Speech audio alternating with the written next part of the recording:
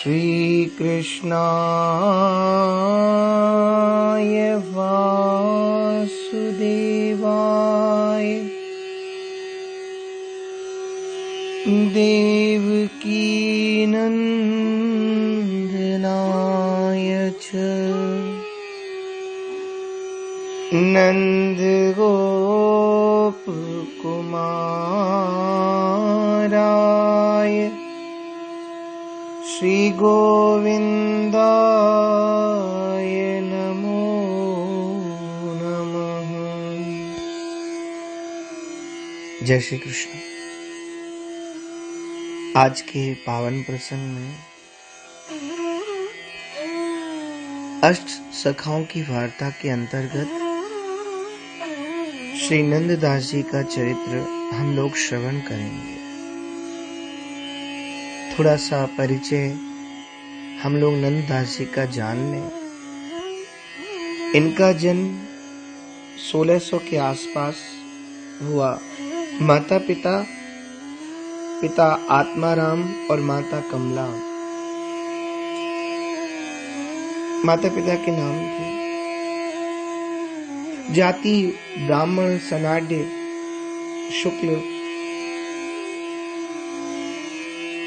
तुलसीदास जी चचेरे बड़े भाई व चंद्रहास छोटे सहोदर।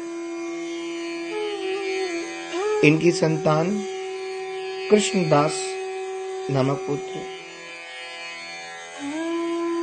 और शिक्षा गुरु इनके स्मार्ट वैष्णव वेदज्ञ ब्राह्मण नृसिंह जी और दीक्षा गुरु गोस्वामी श्री विठलनाथ जी। इनका जन्म स्थान एटा जिला के अंतर्गत सौरों के पास रामपुर ग्राम, जिसका अब नाम श्यामपुर हो गया, वो कहलाता है।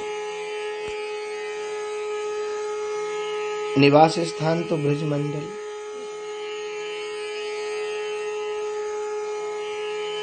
और मृत्यु 1662 के पहले इनकी मृत्यु हो गई। आनंद सिंधु रसिक शेखर महाकवि श्री नंददास जी अपने प्रभु भगवान श्री कृष्णचंद्र के प्रेम में पगे रहते थे।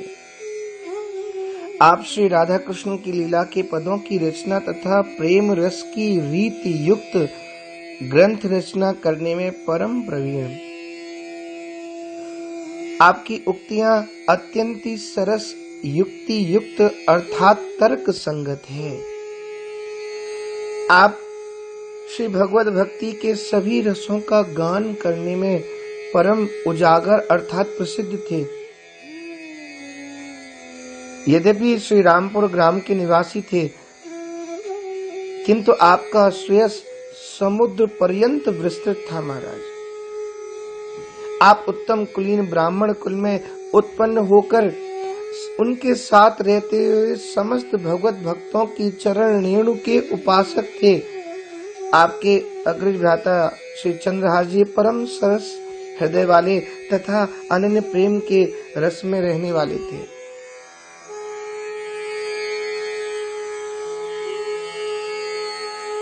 ऐसे नंददास जी ब्रजमंडल के सुकवि माने गए। आप काव्य रचना में नागर अर्थात चतुर प्रवीण होने के कारण ही पर आपके लिए लोग कहते थे और सब गड़िया श्री नंददास जड़िया। ये उक्ति अति प्रसिद्ध हुई। इसका तात्पर्य यह है कि स्वर्णकार दो प्रकार के होते। जैसे एक तो होते हैं वो जो स्वर्ण को गढ़ करके आभूषण निर्मित करते हैं, वे गड़िया कहे जाते हैं। और दूसरे वे स्वर्णकार हैं जो उन निर्मित किए हुए आभूषणों में कलात्मक ढंग से रंग बिरंगे रत्नों को जड़ते हैं। रत्न जड़ित आभूषण अधिक शोभायमान एवं मूल्यवान होते हैं।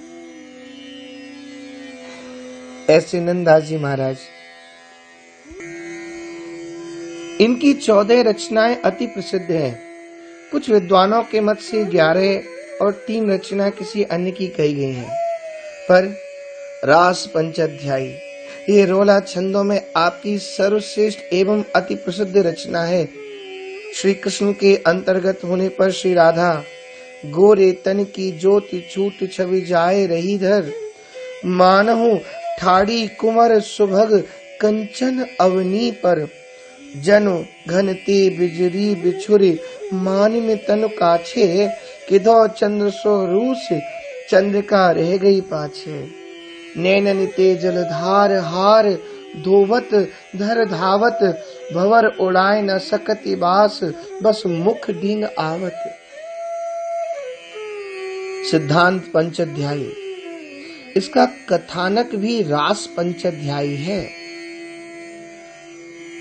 उल्टे पुल्टे आभूषण धारण करके जब ब्रज गोपियां आई, जदप कहूं के कहूं आवरण आनी बनाए, हरि पिए पे अनुसरण जहां के तहां चले आए।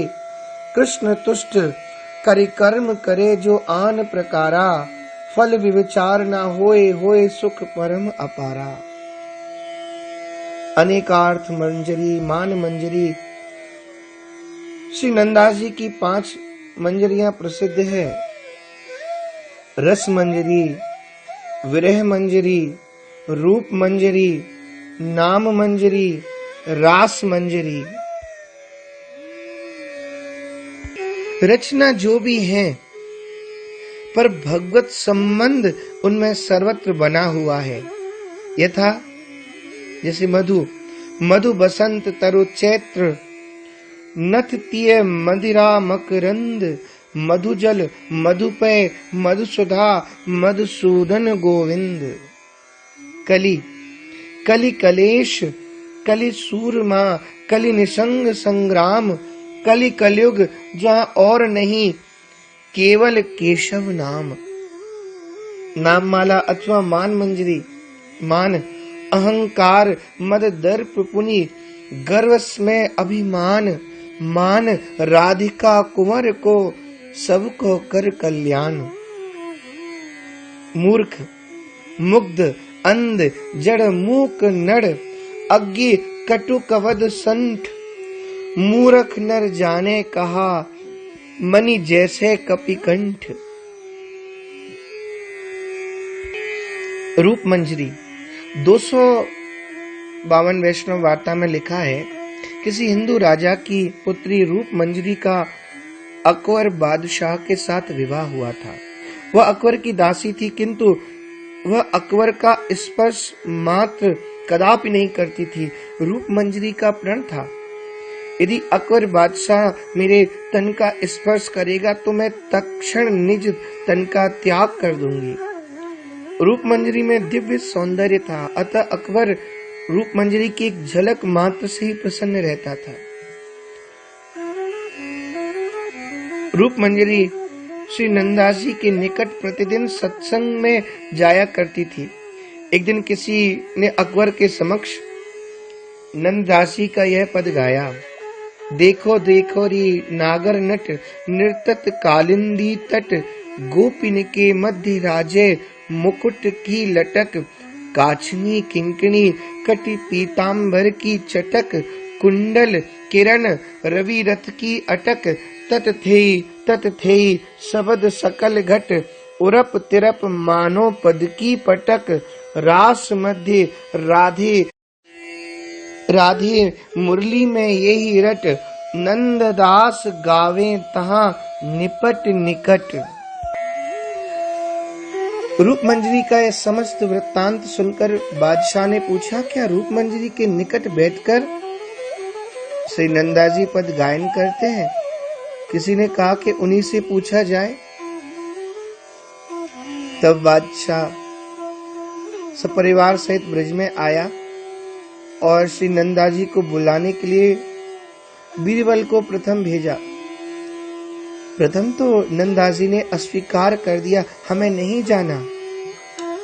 फिर नंदाजी ने विचार किया, मेरे बादशाह के पास न जाने से बादशाह हमारे पास आ जाएगा और यहाँ पर अशांति होगी। अतः श्री नंदास जी ने 2 दिन पश्चात बादशाह से मिलने का बीरबल को वचन दिया। द्वितीय दिन श्री नंदा जी ने सुना कि रूप मंजरी भी आई है, अतः रूप मंजरी से मिलने के लिए उसे ढूंढते हुए मानसी गंगा तट पर पहुंचे। वहीं अकबर बादशाह का शिविर था। यहाँ आकर ज्ञात हुआ रूप मंजरी बिलछू कुंड पर ही है। आपको स्मरण करा दें, ये बिलछू कुंड वही है जहाँ राधा रानी का बिछुआ गिरा था। श्री नंदा जी ने यहाँ आकर छिप कर के देखा, रूप मंजरी के द्वारा समर्पित भोग को श्री ठाकुर श्री श्रीनाथ जी आरोग रहे हैं, भोग को ग्रहण कर रहे हैं। इस दृश्य को देखकर नंदा जी उमंग युक्त होकर इस पद का गायन किया उन्होंने। चित्र सराहती चितवती मुर गोपी बहुत सयानी, घूंघट में झुकी बदन निहारत, अलक सवारत पलक न मारत, जान गई नंद रानी। पारे पर्दे ललित तिवारी, बलि बलि प्यारी कनक थार जब आनी, नंददास प्रभु सुनो भोजन घर लख, उर्पे करत धरत तवे तो उठती मुस्कानी। इस पद को सुनकर रूप मंजरी समझ गई, नंदा जी गायन कर रहे। अतः रूप मंजरी ने अति आदर के साथ श्री नंदा जी को अपने संग में ले जाकर श्री भगवत प्रसाद देना चाहा, किंतु रूप मंजरी ने विचार किया, संकोच किया कि नंदा जी तो ब्राह्मण हैं, पता नहीं इस प्रसाद को स्वीकार करेंगे या नहीं। तब श्री नंदा जी ने अपने भगवत प्रसाद की महिमा का वर्णन कर सादर मरग प्रसाद को ग्रहण किया और ठाकुर के लिए दोनों सत्संग करने लगे, सत्संग सुख में मग्न हो गए। रूप मंजरी ने इच्छा प्रकट की, श्री गिरिराज जी और मानसी गंगा का हमें नित्य सानिध्य प्राप्त हो। श्री नंदा जी ने कहा, चिंता न करो, भगवान समस्त भक्तजनों की अभिलाषाएं पूर्ण करते हैं। इसके पश्चात जब श्री नंदा जी मानसी गंगा स्नान करने आए, तब बीरबल ने आपको सादर ले जाकर अकबर बादशाह से मिलाया। बादशाह ने नंदा जी का स्वागत सत्कार करके जो पद में आया निपट निकट पर संदेह करके इनसे कहा, मुझे से आप कृपा करके इसका समाधान मैं चाहता हूँ, आप कृपा करके बताएं। श्री नंदा जी ने बादशाह से कहा, इसका समाधान तो आप रूप मंजरी से ही जाकर पूछें। तब बादशाह अपनी दासी रूप मंजरी के पास आए और रूप मंजरी से जैसी मिलने के लिए अकबर आए और अकबर बादशाह का ये प्रश्न सुना, तत्क्षण रूप मंजरी ने अपनी देह का त्याग कर दिया और ठाकुर जी की नित्य लीला में प्रविष्ट हो गई।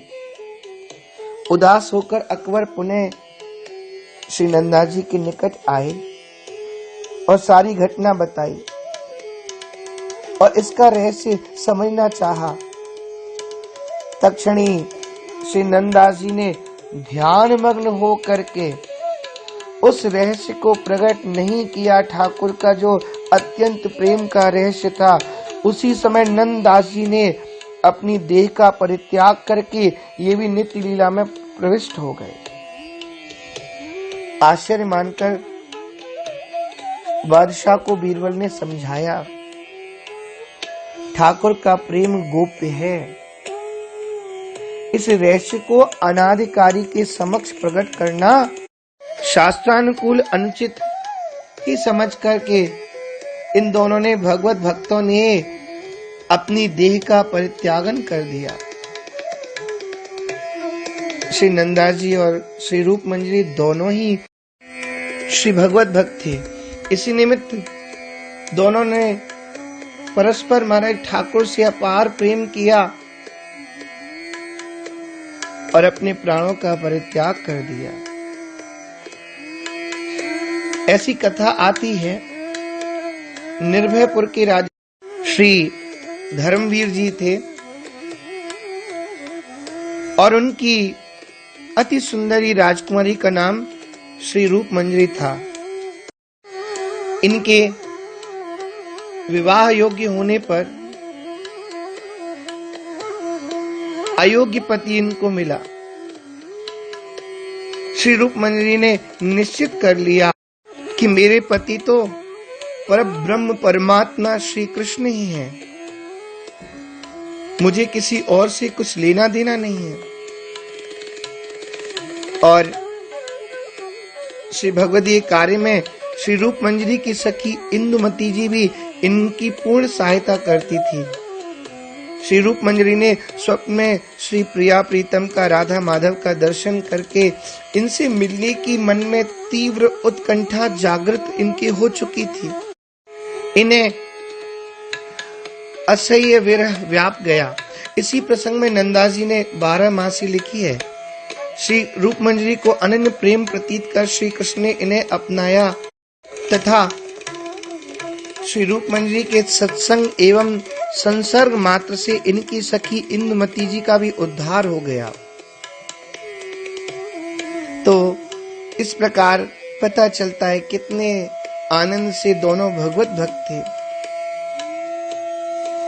काव्य में श्री रूप मंजरी नायिका है और श्री नंदास जी सहचर्य है। अतः अकबर रूपी अयोग्य पति को त्याग कर श्री नंदास जी के यहाँ आकर भगवान श्री कृष्ण से मिलने हेतु ये आती थी।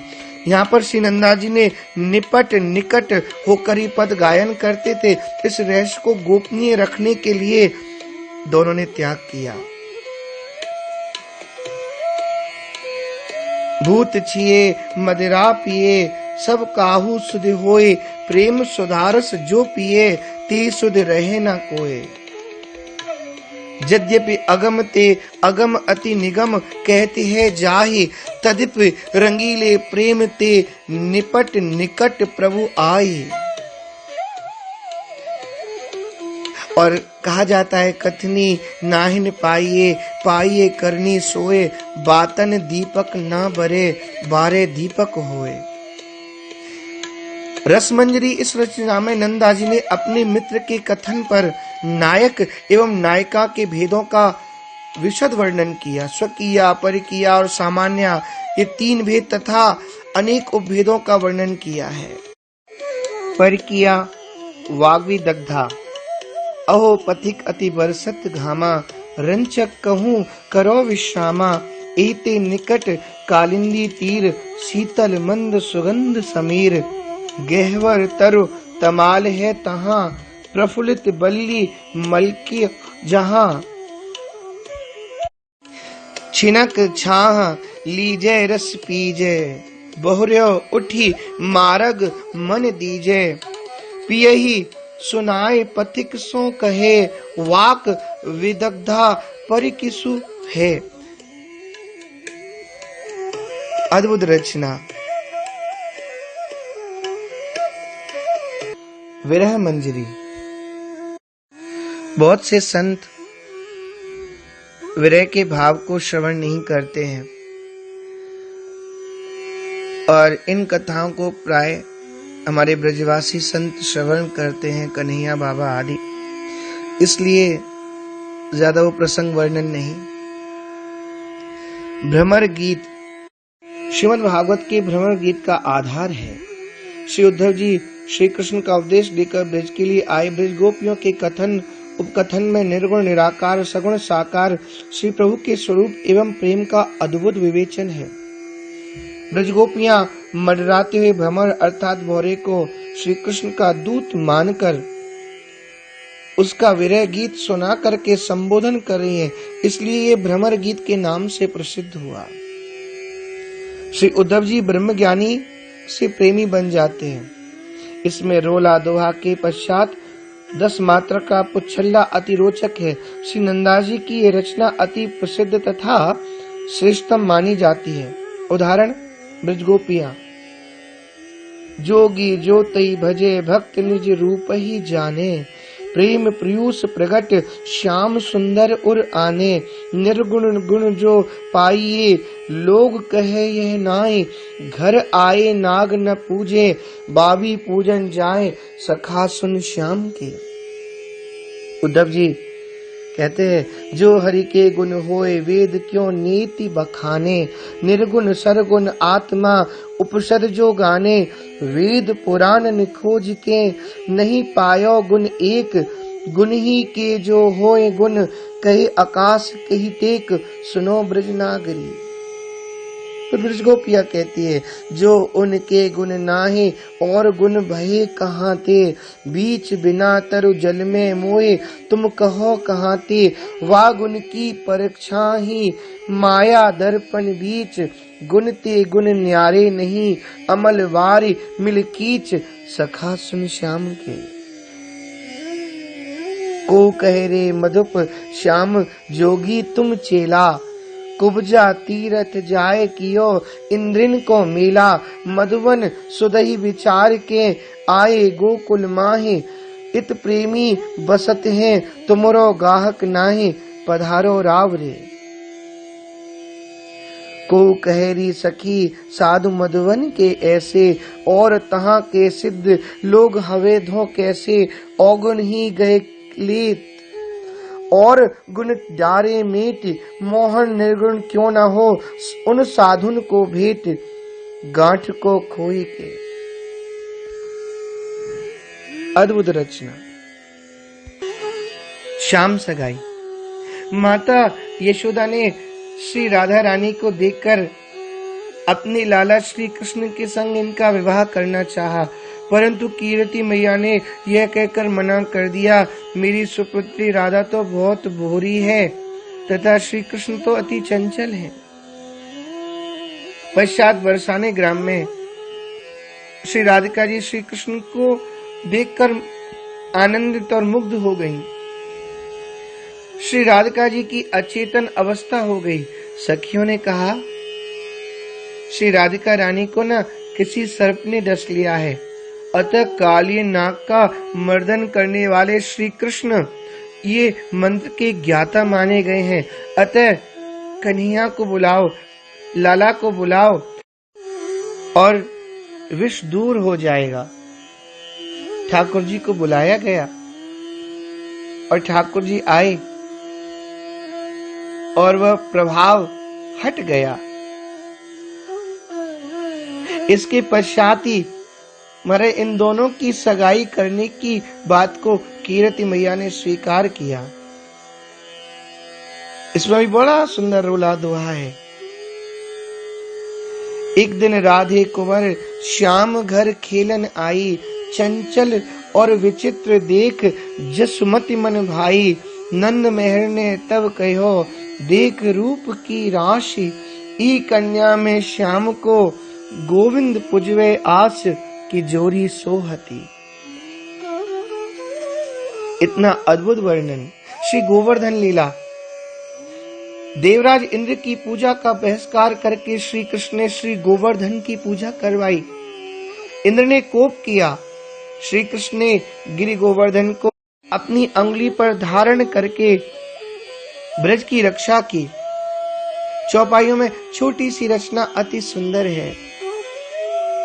कान कहे देखो तुम काजा, प्रगट भयो है गिरि को राजा, जितनो भोजन ब्रज ते आयो, गिरि रूपी श्री हरि सगरो खायो। भई परितीति भरे मद भारी, देहि प्रदक्षिणा नर अरु नारी। एक मूरति श्री हरि भोजन करई, एक लोगन संग फेरी फिरई। फिरत जो छवि बाड़ी तेहि काला, श्री गोवर्धनु मनु पहिरी माला। बोलो श्री गोवर्धन नाथ की जय। श्री रुक्मणी मंगल। इसमें श्री रुक्मणी जी का प्रेम पत्र एवं उनका हरण तथा शिशुपाल की पराजय एवं विवाह मंगल का गायन। श्री हरि हियो सिरावत लावत ले छाती, लिखी विरह के हाथ सुपाती अजहू ताती।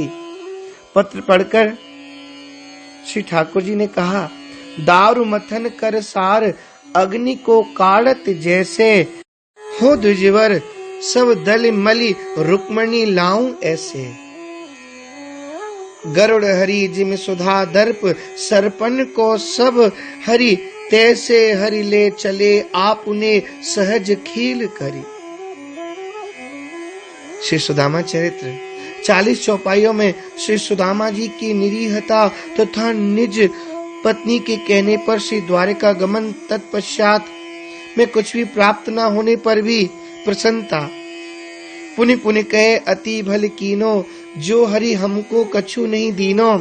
राख लियो अपनो श्री हरि जान्यो, परम अनुग्रह हमने मान्यो। सब मद ते धन मद सुखदायक, नहीं पायो भय पुण्य सहायक। अंधेरो करे बधिक पुण्य करही, उत्पथ चलत विचार न टरही। इसके पश्चात सुदामा जी को ऐश्वर्य की जो प्राप्ति हुई इसका वर्णन है। भाषा 10वें स्कंद। श्रीमद् भागवत के प्रथम 28 अध्यायों का दोहा पदरियों में अनुवाद है, किंतु अक्षरशः अनुवाद न होकर भावों का अनुसरण मात्र है। भाषा पद्यानुवाद देखकर कथावाचक पंडितों ने गोसाई श्री विठल नाथ जी से कहा कि हम पंडित जन श्रीमद् भागवत की कथा श्रवण कराकर अपनी जीविका चलाते हैं, और अब हम सभी श्रोता जन को देखते हैं, उनको तो ऐसा ही भाव चाहिए। श्री नंदास जी के भाषानुवाद को पढ़ेंगे, सब श्रोतागण तथा श्रवण करेंगे, तो अब हमारी कथा का कोई श्रवण नहीं करना चाहेगा। आपसे प्रार्थना है, हमारी जीविका चली जाएगी। ये समझकर श्री नंदास जी ने 28 अध्यायों का कुछ अंश रखा और शेष श्री यमुना महारानी को अर्पण कर दिया। उदाहरण, ऋतु ऋतु के भोजन अनुकूल, ऋतु ऋतु के बर फूल दुकूल, दुग्ध फेन समसेज बनाए, पौड़े तहां कुंवर वर जाए। पदावली। ये पदों की अति सुंदर रचना है। लगभग 200 पद प्राप्त है। इनमें श्री कृष्ण की लीला संबंधी पद विशेष है। इनमें कुछ श्री राम जी तथा श्री हनुमान जी की भी संबंधित पद है। प्रेम का तो बड़ा सुंदर भाव इन्होंने वर्णन किया। और यहाँ पर श्री हनुमान जी और श्री राम जी के प्रकरण में प्रे गर्वित राग विहाग चापत चरण मोहन लाल, पलका पौड़ी कुंवर राधिका सुंदरी नवल विशाल, कबहु कर गए नैन सिरावत कबहु छुआवत भाल, नंद दास प्रभु छवि निरखत अति प्रीत दिए प्रतिपाल। छाक लील चौदिस टपकन लागी बूंदे, बौछारन विजन भीगे गो द्वार पिछोरी मूदे, भोजन करत शीश धरि छतना याय सुख मन कूदे, हुए सुचेत तव नंद दास प्रभु कौन कीच अब खूंदे। अद्भुत महाराज ढंग। और ठाकुर जी के लिए तो नंद भवन को भूषण माई, नंद भवन को भूषण माई, यशोदा को लाल वीर हलधर को, यशोदा को लाल वीर हलधर को राधा रमण परम सुखदाई। नंद भवन को भूषण माई, नंद भवन को भूषण माई। इंद्र को इंद्र देव देवन को, इंद्र को इंद्र देव देवन को। ब्रह्म को ब्रह्म अधिक अधिकाई। काल को काल ईश ईशन को, काल को काल ईश ईशन को। अति ही अतुल त्यों ल्यो नहीं जाई, अति ही अतुल तो ल्यो नहीं जाई।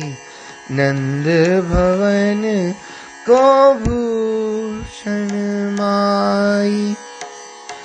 शिव को धन संतन को सर्वस, शिव को धन संतन को सर्वस।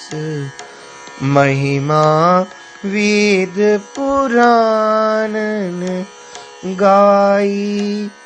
नंद दास को जीवन गिरिधर, नंद दास को जीवन गिरिधर। गोकुल गाँव को कुंवर कन्हाई, गोकुल गाँव को कुंवर कन्हाई। नंद भवन को भूषण माई, नंद भवन को भूषण माई। सरस उक्ति उजागर। भक्ति रस का सागर सर्वदा श्री नंदा जी के हृदय में लहराता रहता था। अतः जो भी कुछ आपके श्रीमुख से निकला वह अति सरस हो गया। बरसाने ते दौर नारे इस नंद भवन में आई, आज सखी मंगल में मंगल कीरति कन्या जाई।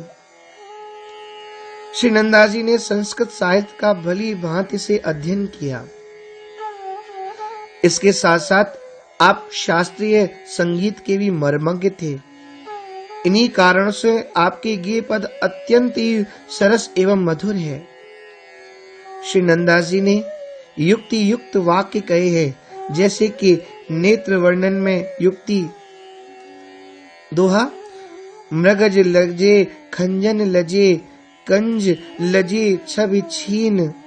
द्रगण देख दुख दीन हुए, मीन भये जल लीन। जैसे कि चरण तल की अरुणिमा। दोहा, जहां जहां चरण धरे तरुणी अरण होत सो लीह। जन धरती धरती फिरे, तह तह अपनी जीह। भक्ति रस गान। श्री नंदा जी ने भक्ति रस से भिन्न एक भी वाक्य नहीं कहा है। श्री नंदा जी के सभी सदग्रंथ विशुद्ध भक्ति से ओतप्रेत हैं। इतना ही नहीं, अनेकार्थ मंजरी यह काव्य कोश एक साहित्यिक रचना है। इसमें भी भक्ति रस संपूर्ण रूप से विद्यमान है। करण कहावे रवि तनय, करण कहत पुनि कान। करण नाव जिन खेये, करण धार भगवान। श्री नंदा जी ने इसी प्रकार से समस्त वाक्यों का भक्ति रस में पर्यवसान किया। अन्य कवियों ने इस ग्रंथ को पूर्ण करने की दृष्टि से परिशिष्ट में कुछ रचनाएं दी, अतः उन कवियों में गुण नहीं आ सका है। आप श्री नंदा जी प्रथम भक्त थे। अतः आपके पश्चात में ग्रंथ को पूर्ण करने के लिए जो ये कवि तथा गायक की थे, अतः ये भक्ति रस में उतना प्रवेश नहीं कर सकते थे। श्री नंदा जी अनंत अविनाशी के भक्त होने के कारण से मरे इनका सुयश भी अनंत अविनाशी हुआ। आपकी रचनाएं सिद्ध प्रसिद्ध थी। उन रचनाओं के साथ साथ आपकी कीर्ति का भी विस्तार हुआ। जैसा कि सिद्ध संतवाणी प्रकट होते ही सुदूर तक पहुंच जाती है, आपकी कीर्ति भी सम संसार में उसी प्रकार प्रकाशित हो गई। रामपुर ग्राम निवासी श्री गंगा भागीरथ के पावन तट पर शुकर सोनो क्षेत्र जो प्रसिद्ध है, इसी के निकट जिला एटा रामपुर ग्राम के निवासी रहे और पश्चात आपने उस ग्राम का नाम भी परिवर्तन कर दिया। श्याम सुंदर नाम से वो प्रसिद्ध है। कई स्थान पर श्री चंद्रहास जी इनके अग्रज भ्राता माने गए और अनुज सहोदर भी इनको माना गया। कुछ लोग कहते हैं श्री रामचरितमानस के रचयिता गोस्वामी तुलसीदास जी इनके चचेरे भाई थे।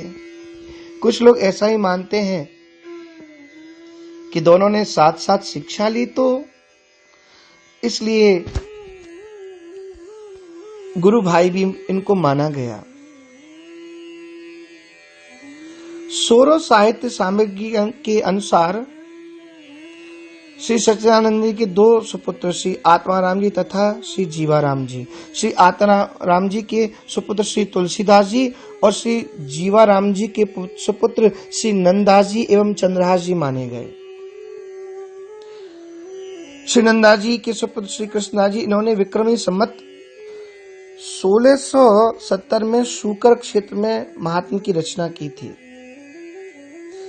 श्री नंदा जी अपनी बहुमुखी प्रतिभा एवं सरस कविता तथा कोमल कांत पदावली के कारण ब्रजभाषा के कवियों में प्रमुख माने जाते थे। और चक्रतीर्थ सोरों के निकट वैष्णव वेद पाठी श्री निसंग जी की पाठशाला में आपने कुछ समय अध्ययन किया था। इसके पश्चात संस्कृत की उच्च शिक्षा प्राप्त करने के लिए श्री नंदा जी काशी आ गए। यहाँ पर शेष सनातन जी के निकट श्री तुलसीदास जी अध्ययन कर रहे थे। इन्हीं से नंदा जी ने भी अध्ययन किया था। अतः श्री तुलसीदास जी को श्री नंदा जी ने अपना अग्रज गुरु भाई माना। समय समय पर आपने गुरु भ्राता की वंदना में निम्नलिखित पद गाया। वो पद भी इस प्रकार है: श्रीमद तुलसीदास स्वगुरु भाता पद वंदे, शेष सनातन विपुल ज्ञान निज पाए आनंदे। रामचरित जिन कीन तापत्र कलिमल हारी, करि पोथी पर सही आदर्यो आप पुरारी। राखी जिनकी टेक मदन मोहन धनुधारी, वाल्मीकि अवतार कहत जी संत प्रचारी। नंद दास के हृदय नैन को खोले सोई, उज्जवल रस टपकाए दियो जानत सब कोई। इससे प्रमाणित होता है परस्पर दोनों गुरु भ्राताओं में अति प्रेम सौहार्द था। 252 वैष्णव वार्ता में लिखा है श्री नंदास जी लौकिक विषयासक्त थे, परंतु ऐसा नहीं है। वास्तविक बात तो यह रूप रसिक थे। श्री नारद भक्ति सूत्र के अंतिम सूत्र अनुसार रूप के प्रति आसक्ति होना भी भक्ति ही है। लौकिक रूपों को देखकर दिव्य रूप के प्रति आसक्ति की वृद्धि करना, यह श्री नंदास जी की आराधना थी। किसी भी लौकिक रूप को प्रतीत कर आसक्त से तो हुए, किंतु परम आसक्त नहीं हुए। श्री नंदास जी का लौकिक रूप को प्रतीत कर दिव्य रूप की महानता का अनुमान करते थे और उसी में दिव्य रूपता का आरोप कर अपनी चित्त वृत्ति को एकाग्र करने का अभ्यास करते थे। यही कारण है कि श्री नंदा जी रूप दर्शन करने में हिचकते अर्थात संकोच नहीं करते थे तथा निर्भय और निशंकी रहते थे। इससे यह सिद्ध हुआ नंदा जी के हृदय में ज्ञान और वैराग्य दोनों ही सुदृढ़ थे। श्री नंदा जी के काशी निवास के उपरांत श्री शेष सनातन जी का सानिध्य तथा श्री तुलसीदास जी के सौहार्द का ही यही फल था। लौकिक रूप उपासना की सीढ़ी की सहायता से ही श्री नंदा जी ने दिव्य स्वरूप भगवान के दर्शन प्राप्त किए। श्री नंदा जी ने काशी में भगवान श्री विश्वनाथ जी की कृपा प्रसाद से आनंदित अपने आप को अनुभव करते हुए और तुलसीदास जी के सत्संग से भगवत चरित्रों के रहस्य का बोध इनको प्राप्त हुआ और इसके पश्चात में श्री नंददास जी का मन श्री कृष्ण की ओर आकृष्ट हुआ, क्योंकि नंददास जी ठाकुर जी के भोज सखा ही हैं। ये भोज सखा के अवतार हैं। आपकी रूप और राग दोनों के प्रति हार्दिक आसक्ति प्रतीत कर श्री गुरुदेव ने तथा श्री गुरु भाई ने आपको अकेला छोड़ने के लिए बहुत कोशिश की कि नहीं चाहते थे अकेले रहें, किंतु आपका मन तो मथुरा श्री वृंदावन के और श्री द्वारका के प्रति आकृष्ट हो रहा था। दर्शनार्थियों का एक दल मथुरा श्री द्वारका जी जाने के लिए उद्यत था, जाने वाले थे। श्री नंददास जी ने उनके साथ जाने की आज्ञा मांगी। आपका विद्याध्ययन पूर्ण हो चुका था, अतः श्री गुरुदेव ने आज्ञा दे दी। श्री तुलसीदास जी ने आपकी उत्कट अभिलाषा जानकर आपको जाने की सम्मति देते हुए यात्रा दल के नायकों को सौंप करके कहा कि इन्हें किसी प्रकार का कष्ट नहीं होना चाहिए, कहीं बिछुड़ न जाएं, इस बात का आप लोग विशेष ध्यान रखना। श्री नंददास जी उस यात्रा दल के साथ मार्ग के विभिन्न तीर्थों का दर्शन करते हुए मथुरा आए। मथुरा श्री वृंदावन के दर्शनों से आपको परमानंद प्राप्त हुआ। विश्राम घाट पर नर नारियों को देखकर विभोर हो गए और आपको ऐसा लगा कि मैं कहीं दिव्य इष्टलोक में तो नहीं आ गया हूँ। आप ब्रज दर्शन से प्रभावित होकर यात्री दल के साथ रहे। यात्री दलों ने यहाँ का पड़ाव 10 दिन घोषित किया, किंतु श्री नंदा जी की यह कामना थी कि कम से कम 20-25 दिन तो यहीं रहे, तो और अत्यंत मुझे आनंद की प्राप्ति होगी, अथवा वर्ष 2 वर्ष या फिर आजन्म ही मैं ऐसी पुरी तथा ऐसे वन में रहूं तो उचित होगा। अतः श्री नंददास जी ब्रज के जीव ही तो थे, ठाकुर जी के भोज सखा ही तो थे, इसलिए ब्रज में ही अटक गए। आशा जाके जहां बसी तह ताही को वास। श्री नंदा जी कई दिन पर्यंत श्री यमुना पुलिन एवं कुंज निकुंजों में भूलते भटकते थकित हो आप प्रेम विभोर में विचरते रहे। यात्रा दल से श्री नंदा जी का बिछुड़ जाना स्वाभाविक ही था। यात्रा दल के प्रमुख ने आपको विशेष ढूंढा, परंतु आपका दर्शन ही दुर्लभ हो गया। यात्रा दल के निराश लोगों ने द्वारिका की राह ली। कुछ दिन पश्चात आपके मन में एक भाव जगा कि एक बार तो भगवान श्री द्वारिकानाथ का दर्शन कराऊं, तत्पश्चात स्थायी रूप से मैं ब्रज का वास करूंगा। इस विचार से नंददास जी नित्य श्री द्वारकापुरी जाने के लिए रास्ते पर चल पड़े, परंतु ब्रजमंडल से बाहर ही नहीं निकल पाते और घूम घूम कर इसी स्थान पर आ जाते जहां से चले थे। जैसे श्री गंगा जी को अंत में समुद्र को मिलना पड़ता है, किंतु गति टेढ़ी मेढ़ी होती है, कभी कभी उत्तर दिशा को विपरीत प्रवाहित होकर के बहने लगती है। उसी प्रकार श्री भगवत प्रेरित श्री नंदा जी भ्रमण करते हुए श्री द्वारका की ओर प्रस्थान तो किया। आप सिंहनद गांव को पहुंच गए। आप श्री भगवत प्रेम में उन्मत्त हुए जा रहे थे। इसी गांव में प्रवेश करने पर आपकी रूप रस की पिपासा दृष्टि में एक छत्राणी आ गई। एक छत्राणी पर स्त्री पर आपकी दृष्टि पड़ी। वह उस समय स्नानोपरांत अपनी अटारी पर अपने केशों को सुखा रही थी। श्री नंदा जी को लगा यह रूप रस गंगा रूप सागर गामिनी है। अतः अब तक मैंने जितने भी रूप देखे उनमें यह दिव्य रूपता का आरोप करके ही मुझे संतोष करना पड़ता था, किंतु आज मुझको यह दिव्य रूप स्वयं ही दिखाई पड़ गया।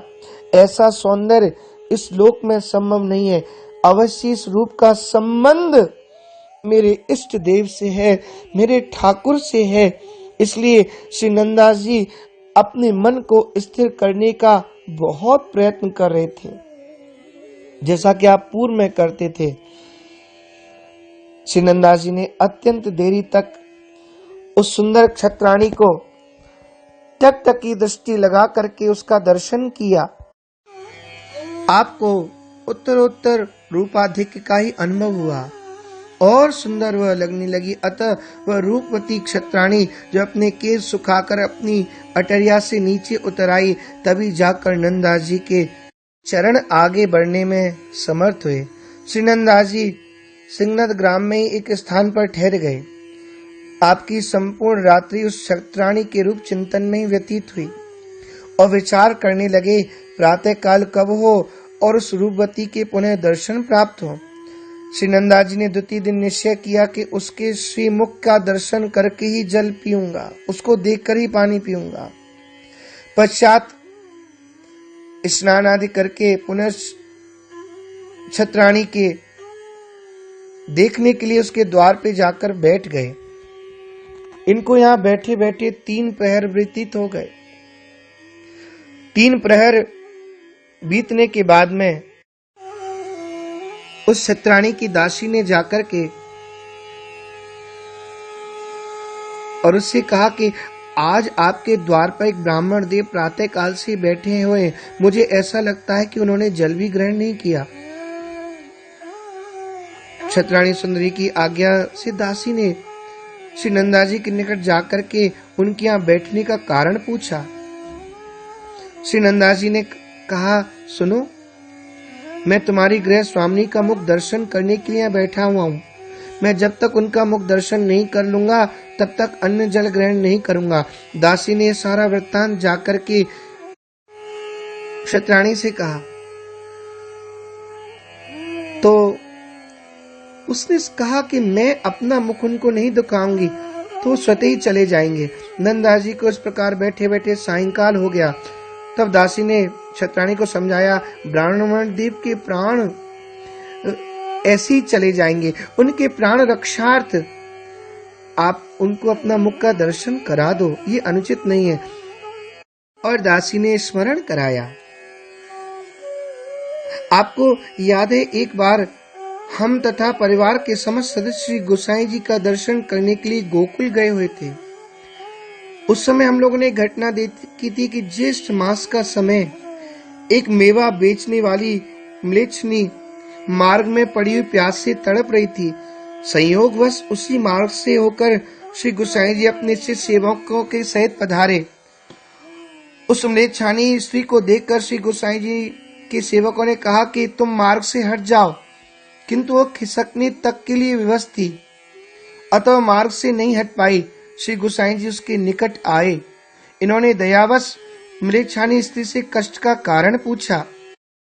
उस स्त्री का जल के बिना कंठ सूख गया था, अतः बोलने में समर्थ न थी और उसने हाथ के इंगित मात्र से बताया कि मैं प्यासी हूँ, इशारा करके बताया। करुणा सिंधु श्री गोसाई जी ने अपने सेवकों को आज्ञा दी कि तुम शीघ्र जल लाकर इन्हें पिलाओ। श्री गोसाई जी के सेवकों ने कहा, भगवान, यहाँ पर तो जल मिलने वाला ही नहीं है, क्योंकि ना तो यहाँ कुआं है और ना ही सरोवर है। तब श्री गोसाई जी ने निज शिष्यों को अनुमति दी, हमारी झारी लाओ, उसमें जल हो तो इन्हें पिला दीजिए। सेवकों ने कहा, श्री गोसाई जी, ये झारी अशुद्ध हो जाएगी। तब श्री गोसाई जी ने कहा, मूर्खो, झारी तो अन्य भी आ जाएगी, परंतु उसके प्राण चले गए तो कहां से आएंगे। अतः जल पिलाने में विलंब न करो। जीवों पर दया करना ये वैष्णव जनों का प्रथम आचरण तथा परम धर्म है। चींटी से हाथी पर्यंत सभी देहधारियों में श्री प्रभु विराजते हैं।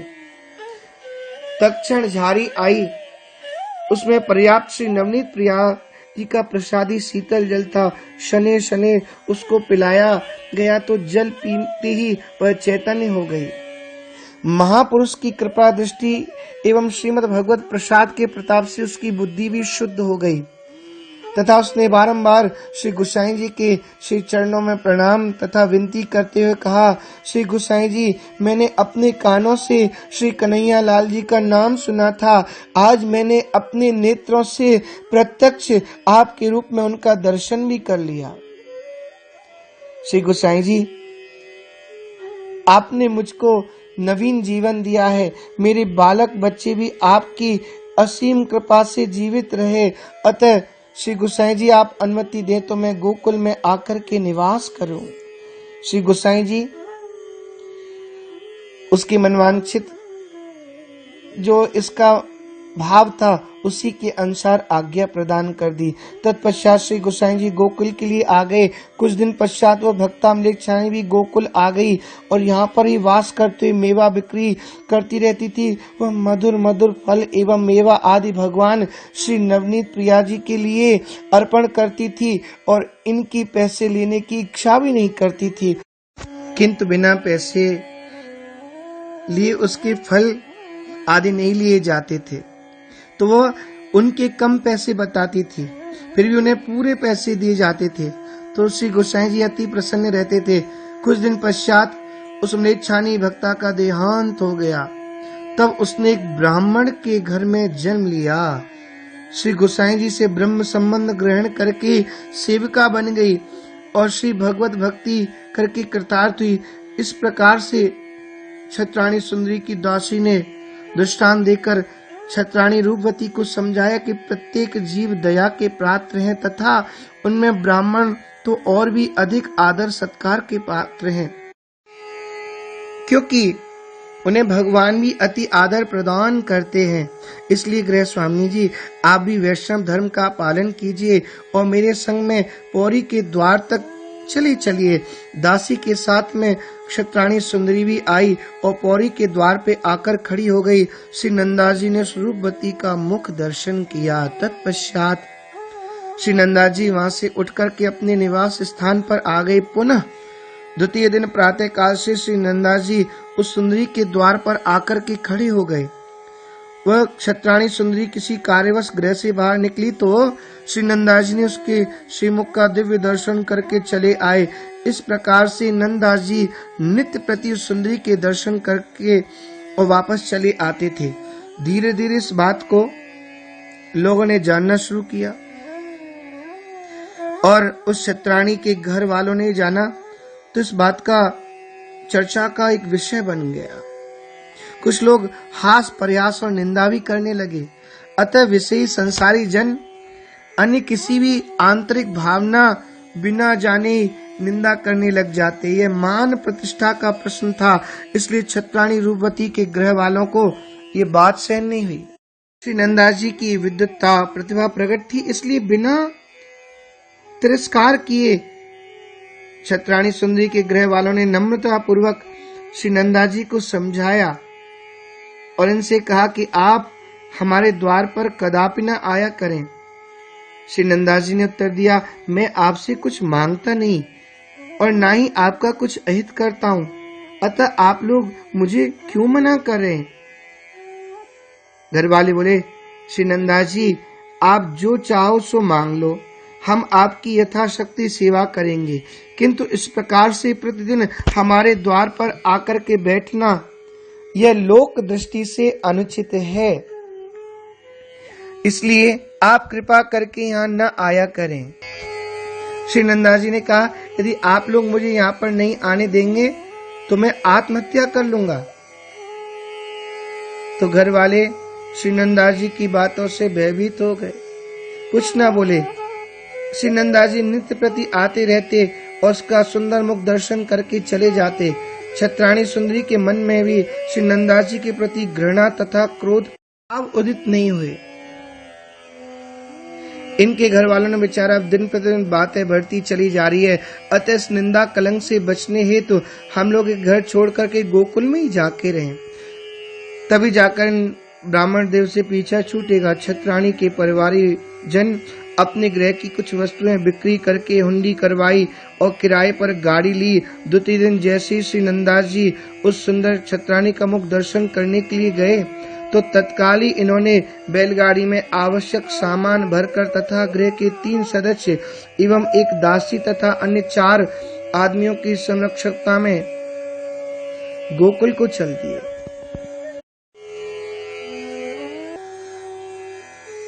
जब उस छत्राणी के घर वाले उनको लेकर के चले गए, द्वितीय दिन प्रातः काल जब श्री नंददास जी उस सुंदरी के मुख मंडल का दर्शन करने आए तो द्वार पर ताला लगा हुआ था। ताला देखकर पड़ोसियों से पूछा, उन लोगों ने समस्त विवरण बता दिया। श्री नंददास जी निज निवास स्थल पर आए और अपना सामान लेकर द्रुत गति से गोकुल की ओर चल दिए। सायंकाल को एक ग्राम में श्री नंददास जी आकर के देखा तो सभी जन बैठे हैं और बैलगाड़ियां खड़ी हुई हैं। गाड़ियों के पीछे छिपकर श्री नंददास जी ने उस छत्राणी सुंदरी का मुख दर्शन कर लिया। उससे थोड़ी दूर पर ही आप ठहर गए। उस क्षत्रिय ने नंददास जी को देखा तो मन में पश्चाताप करते कहने लगा, जिस क्लेश से बचने के कारण अपना ग्राम छोड़ा, ये क्लेश तो हमारे साथ में ही है। क्षत्रिय कुछ उपाय न देखकर श्री गुरु गोविंद का स्मरण करने लगा। क्षत्रिय के मन में ऐसे आशा हुई, यह क्लेश तो गोकुल में जाकर ही समाप्त हो जाएगा। रात्रि व्यतीत हुई। प्रातः काल श्री नंददास जी ने आकर सुंदरी का मुख का दर्शन किया। अब तो वह क्षत्रिय श्री नंददास जी से लड़ाई झगड़ा करने लगा। श्री नंददास जी ने इसका कुछ भी उत्तर नहीं दिया।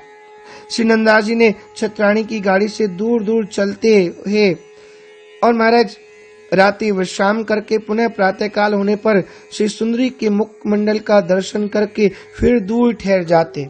इस प्रकार मार्ग में चलते चलते गोकुल के निकट श्री यमुना जी के तट पर आकर बैठ गए।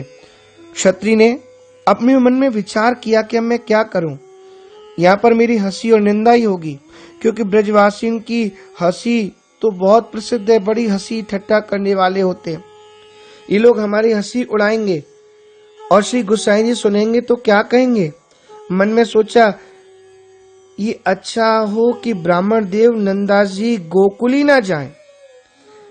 क्षत्रिय मल्लाह के समीप में आया और मल्लाहों को 10 रुपया देकर के कहा, मात्र हमारा सपरिवारी तुम्हारी नौका में बैठ कर के जाएगा। तुम इस ब्राह्मण को अपनी नौका में बैठा कर के पार नहीं करना। केवट ने श्री नंददास जी का हाथ पकड़कर इन्हें नौका से नीचे उतार दिया।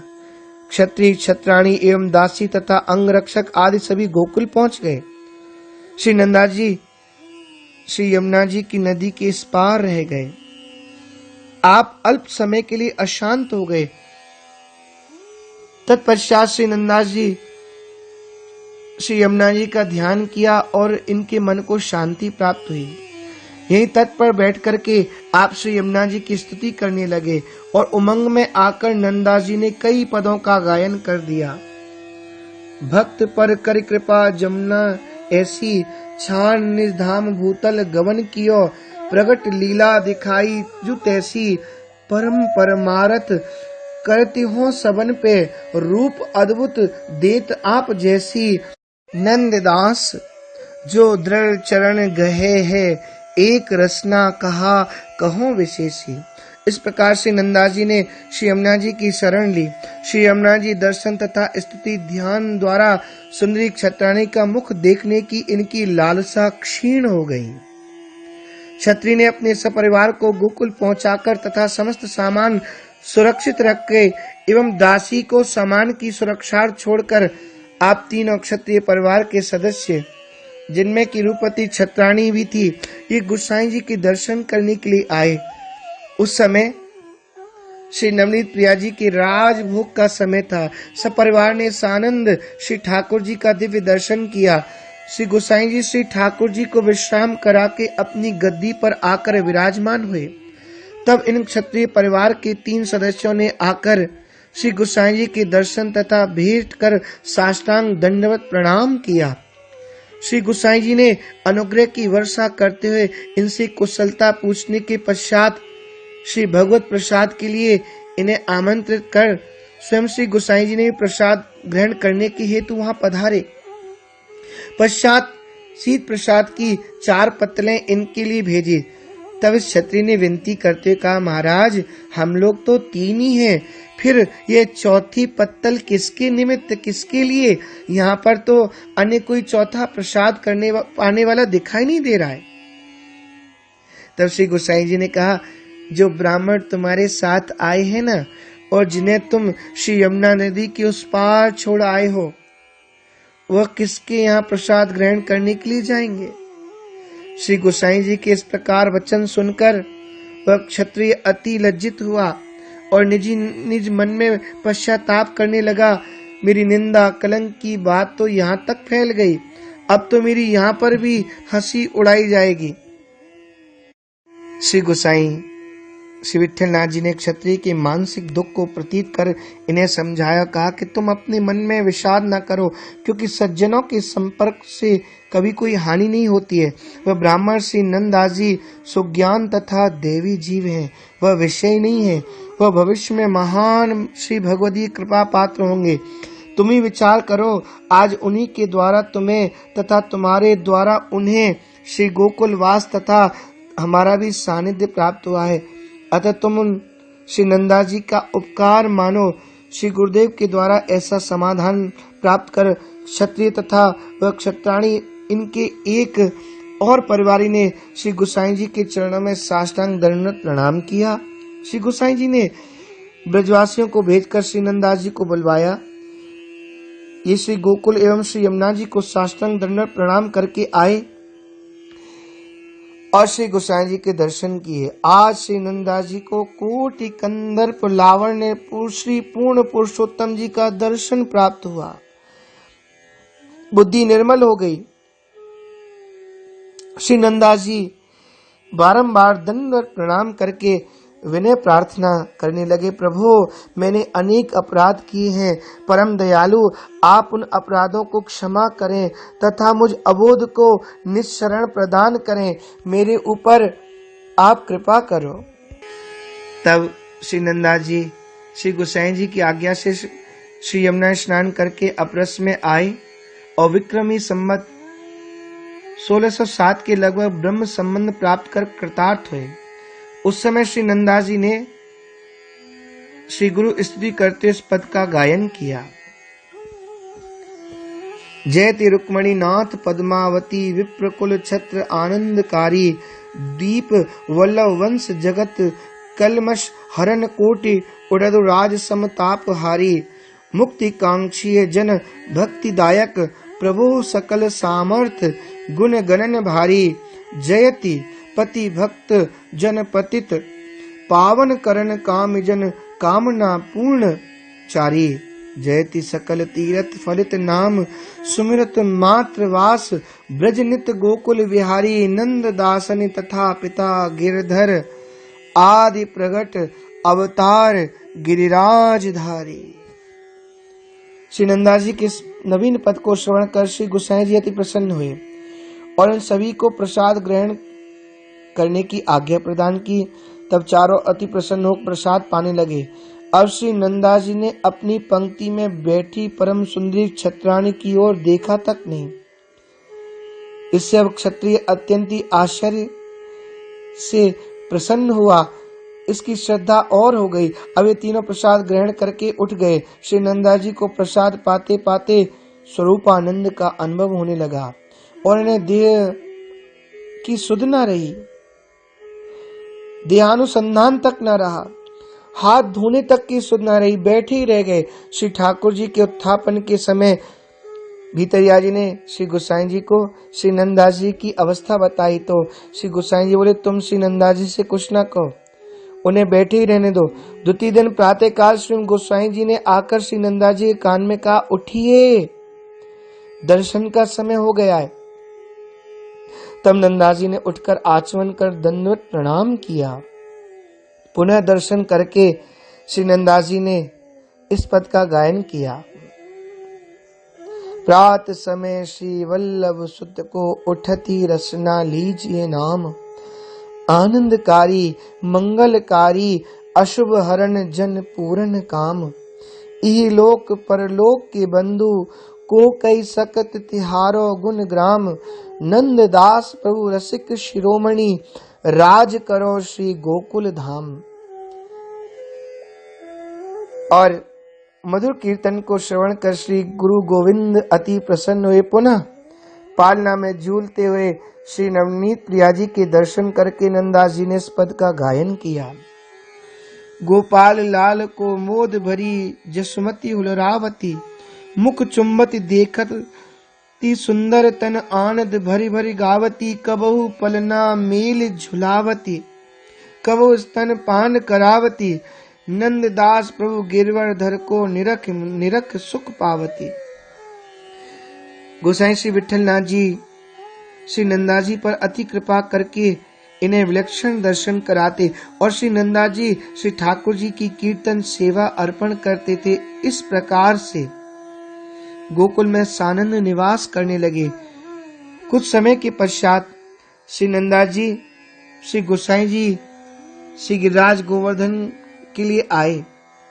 श्री गुरुदेव ने श्री गोवर्धन नाथ जी का दर्शन कराया। तब नंदा जी ने इस पद का गायन किया। सोहत सुरंग दुरंग ललना के लोयन लोने, कपोल विलोकनी में झलक कल कंचन कुंडल कानन कोने।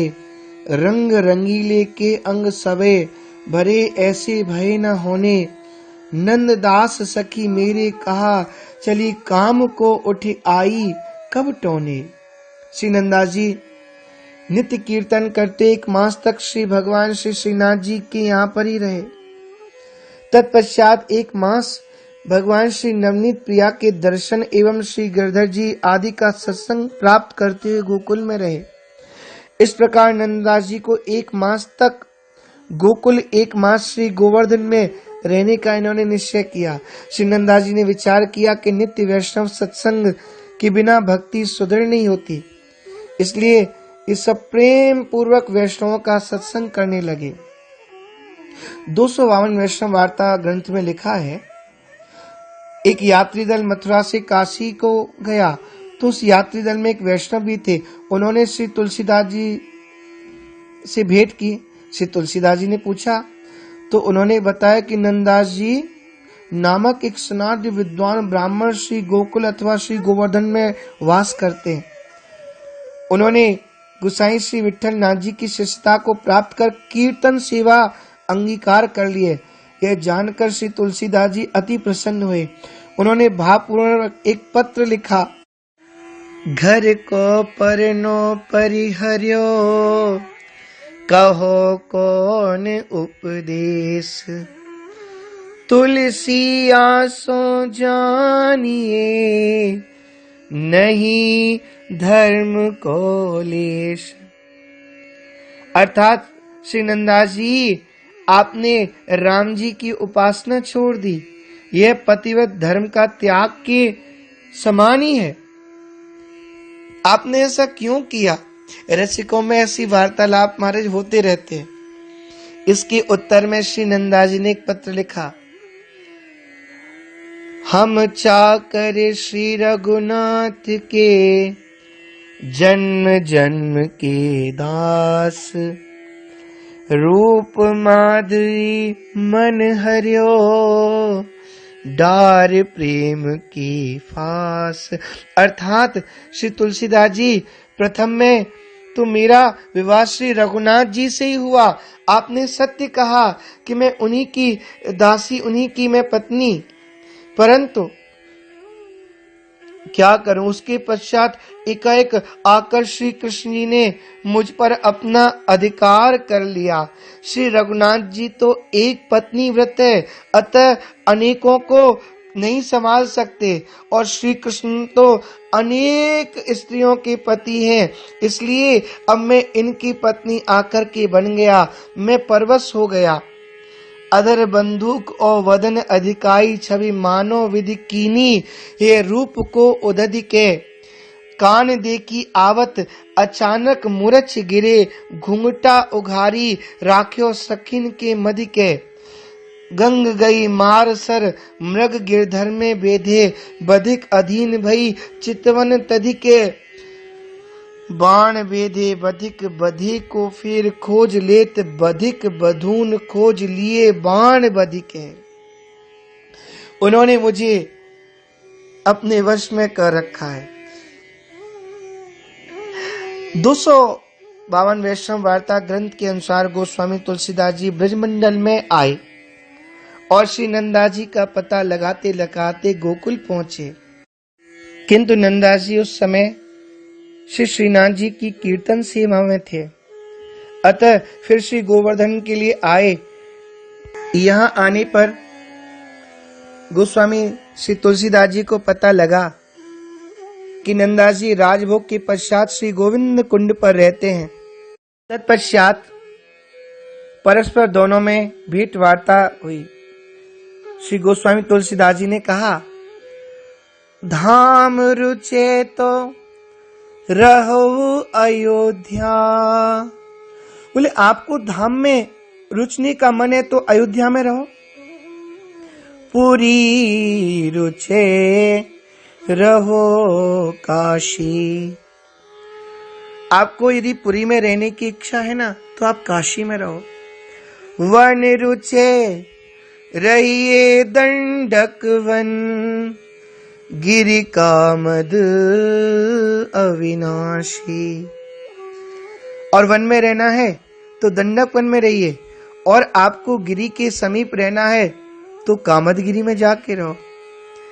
इसके उत्तर में श्री नंदास जी ने कहा, जो गिरि रुचे तो बसो गोवर्धन, गाम रुचे तो बसो नंदगाम, नगर रुचे तो बसो मधुपुरी, शोभा सागर अति अभिराम।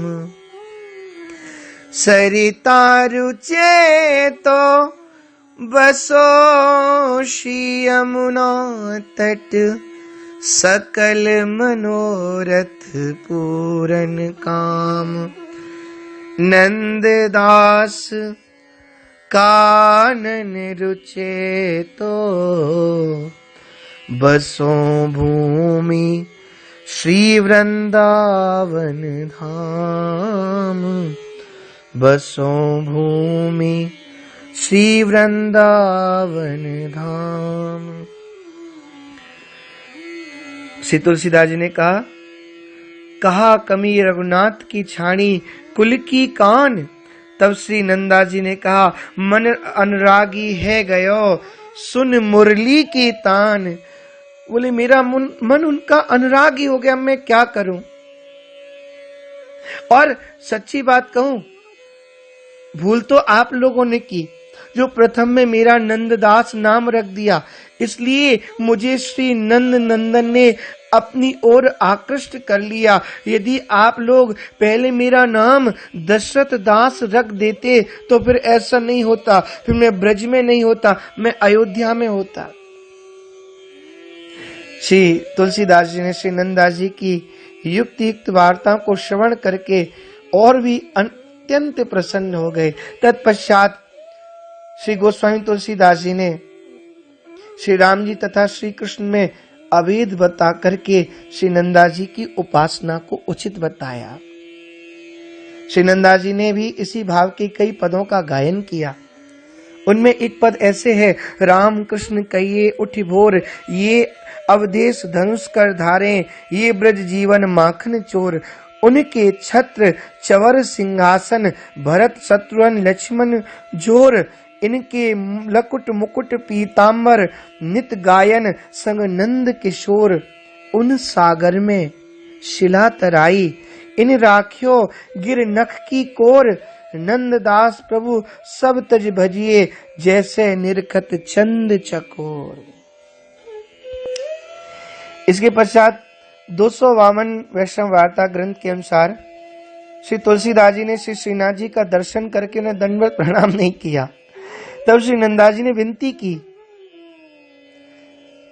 कहा कहो छवि आज की, भले विराजो नाथ तुलसी मस्तक जब नवे धनुष बाण ले हाथ। भगवान श्री श्रीनाथ जी ने भगवान श्री राम का रूप धारण करके गोस्वामी तुलसीदास जी को दर्शन कराया। इसमें भेद नहीं, ये केवल रसिकों की वार्ता है। आप लोग ऐसा मन में भेद न कर लो कि राम जी में और ठाकुर जी में अंतर है। इसके पश्चात गोस्वामी श्री तुलसीदास जी ने श्री विठलनाथ गोसाई जी को दर्शन तो किया, किंतु यहाँ पर भी गोस्वामी तुलसीदास जी ने साष्टांग दंडवत प्रणाम नहीं किया। तब श्री नंदास जी ने श्री गोकुल के पंचम सुपुत्र श्री रघुनाथ जी तथा श्री जानकी जी बधू जी का दर्शन कराया। तब गोस्वामी तुलसीदास जी ने श्री विठलनाथ गोसाई जी को साष्टांग दंडवत प्रणाम किया और तत्पश्चात फिर इन्होंने पद गाया, बरनो अवध गोकुल ग्राम। गुण चित्रणी में लिखा है, एक बार श्री नंदा जी प्रेम मग्न होकर पद कीर्तन कर रहे थे। इसी मध्य अचानक वाद्य यंत्र का तार टूट गया। आपको कुछ पता ही नहीं चला क्योंकि आप प्रेम सागर में निमग्न थे। रंग में भंग देख करके भगवान श्याम सुंदर आकर उन्होंने तार जोड़ दिया। तत्पश्चात जब आप चेतन अवस्था में हुए तब रहस्य का बोध हुआ। तब आप दर्शनों के लिए व्याकुल होकर विचलित होकर भगवान के समक्ष महाराज आकर रुदन करने लगे। तब महाराज आपको ठाकुर ने दर्शन कराया और कहा, जब जब तुम कीर्तन करते हो ना, तब तब मैं तुम्हारे निकट ही आकर सब प्रेम तुम्हारा कीर्तन श्रवण करता हूँ। यह सुनकर नंदास जी ठाकुर जी के चरणों में गिर पड़े। महाराज पुष्टि संप्रदाय की दीक्षा के पश्चात श्री नंदा जी श्री सूरदास जी के सत्संग में पारसौली ग्राम में रहते। श्री सूरदास जी के सात्विक जीवन के प्रभाव से श्री नंदा जी का अभिमान नष्ट हो गया। इनमें दैन्य भाव का संचार हुआ। मर्यादा भक्ति के स्थान पर पुष्टि भक्ति का उदय हुआ तथा काव्य प्रतिमा भी इनकी महाराज और सुंदर बढ़ गई। श्री नंदा जी की जिज्ञासा प्रतीत कर साहित्य लहरी की रचना श्री सूरदास जी ने की। पुनः इनके हार्दिक भावों को प्रतीत कर श्री नंदा जी को आज्ञा प्रदान की, एक बार तुम निज गृह को जाओ, वहां के लोगों को भक्ति का उपदेश दो। ऐसी संपत्ति प्राप्त करके श्री नंदा जी अपनी जन्मभूमि को आए। गृहस्थाश्रम में प्रवेश कर दाम्पत्य सुख का उपभोग किया। इससे लीला रस का अनुभव तथा विषयों से पूर्ण वैराग्य हुआ। यहाँ पर नंदा जी ने श्यामसर नाम के एक कुंड का निर्माण कराया तथा रामपुर का नाम परिवर्तन करके श्यामपुर रखा। श्री नंदा जी के विक्रमी संवत 1624 के लगभग विरक्त होकर श्री गोवर्धन ये आए। यहाँ पर आप मानसी गंगा के तट पर रहने लगे और आपने शेष जीवन श्री श्रीनाथ जी के भजन कीर्तन और ग्रंथ में रचना में लगा दिया। अंत में बादशाह के निकट का रहस्य ज्ञात करने पर श्री नंदास जी ने 1600 से पूर्व जन्म लेकर, ऐसा भी विद्वानों का मत है, और 1600 विक्रमी संवत 1640 के लगभग मानसी गंगा के तट पर एक अस्वस्थ वृक्ष के तल में इस पंच भौतिक नश्वर देह को त्याग कर भगवान की नित्य लीला धाम में प्रवेश किया। आपकी कीर्ति कौमुदी का भक्त चकोर वर्तमान में भी लाभ प्राप्त कर रहे हैं। श्री नंदास जी की वाणी भक्तों को तथा साहित्यकारों को आनंद मग्न करने वाली है। ऐसे ठाकुर के सखा को हमारा सादर प्रणाम नमन। जय श्री कृष्ण।